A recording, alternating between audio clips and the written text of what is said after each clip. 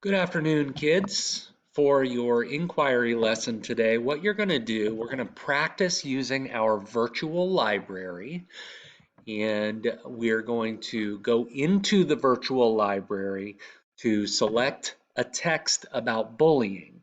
And part of our first unit on boundaries talks about what's appropriate and inappropriate in our interactions with other people. So to visit the virtual library, you start on the Schoology homepage, which is what you're looking at right now. You see where it says Homeroom Mr. Agee, Room 5, and it says, let's do this. Right here in the Bitmoji classroom, I have a lot of live links. You can pop it out and see.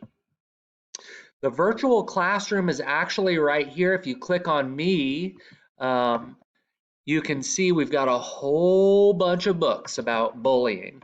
And I would like for you to go up to the Juice Box Bully and click on the Juice Box Bully here and listen to the story. Listen to the story, the Juice Box Bully. Watch the read aloud, and then in your reading notebook, I'd like for you to draw a picture that describes some of your ideas about the story. So respond to the story by drawing a picture, and um, you can explain that picture to someone in your family.